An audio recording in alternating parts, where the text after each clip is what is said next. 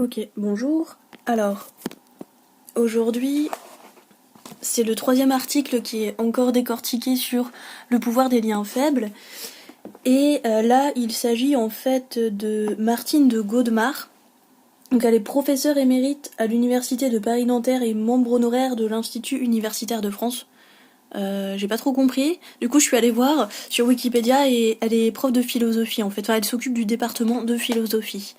Et donc, Martine de Godemar, donc dans cette publication sur les liens faibles, en fait, elle a fait un article qui s'intitule Doudou d'adulte, une ère comme commune d'illusion.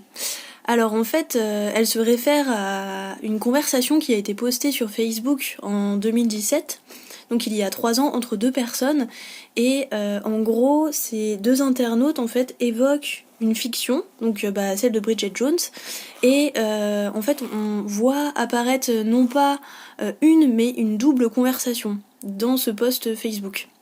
En fait, dans un premier temps, le lien de l'échange de cette discussion se crée par l'évocation de l'un des personnages donc de cette fiction anglaise, ce qui implique une conversation sociale avec les textes qui s'y rattachent, ou des séries que nous aimons, ou celles dont on a entendu en fait parler. Donc il y a une attache collective et personnelle qui se forme, et ces liens faibles entre personnes qui ne se connaissent pas nécessairement en fait tissent un réseau entre eux.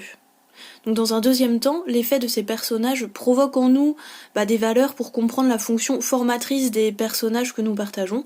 Ainsi, ces concepts donc, qui sont à la base d'origine psychanalytique, donc comme le terme identification ou intériorisation, proviennent en fait de leur enracinement avec la théorie de l'inconscient.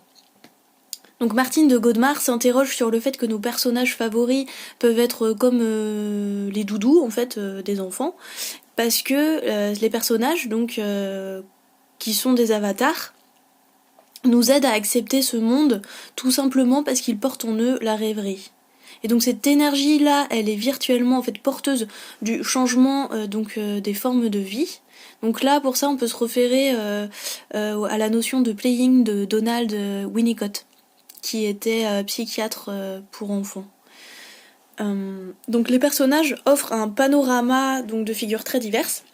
Ils peuvent être des figures de rêve, comme le prince charmant, jusqu'à des individus très précis, comme le portrait de la femme à perles de Vermeer en peinture, que nous pouvons rapprocher des personnages créés au cinéma ou dans les séries télé. Donc ces personnages, ils font écho avec notre ego, tout en étant éloignés de nous-mêmes, comme notre image dans un miroir, ou là, l'image retransmise via une vidéo. Donc les mécanismes de l'identification à un personnage se trouvent en fait dans ce qu'ils vivent, surmontent, souffrent et meurent, comme chaque être vivant en fait, comme chacun. Donc ces derniers peuvent nous échapper car nous ne pouvons rien pour eux.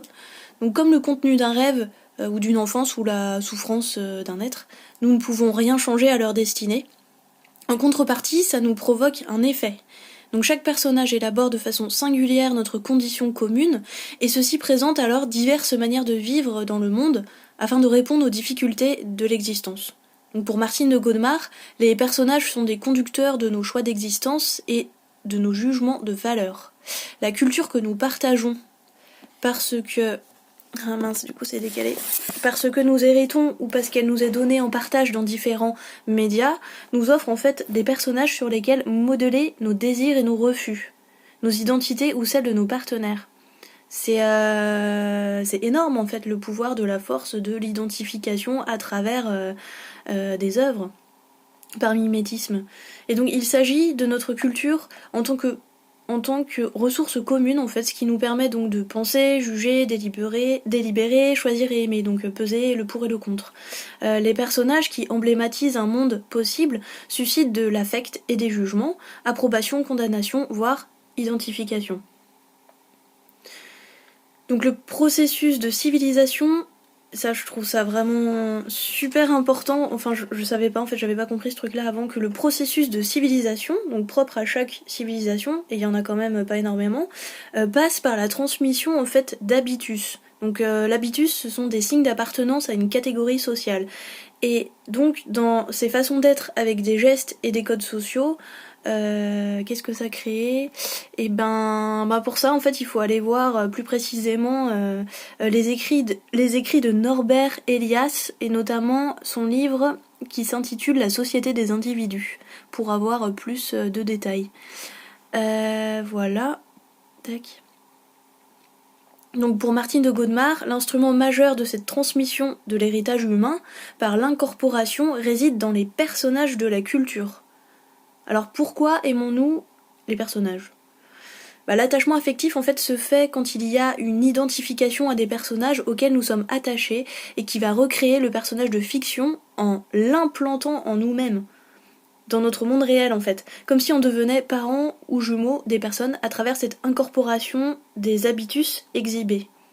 Alors, on peut s'apparenter à eux en empruntant leur style. Alors, je sais pas vous, mais moi je me suis déjà fait la remarque, ça m'est arrivé de changer ma façon de rire et en fait je me suis rendu compte que je répétais le rire d'un ami ou même chez dans des gestuels aussi je me suis déjà aussi rendu compte que je pouvais retrouver des gestes que je retrouve aussi chez mon copain. Je pense que c'est purement du mimétisme et que c'est terriblement humain. Bon, en tout cas, pour retourner dans nos constructions d'identité avec les personnages fictifs, donc ce processus des habitus exhibés corrode l'opposition réelle et fictif.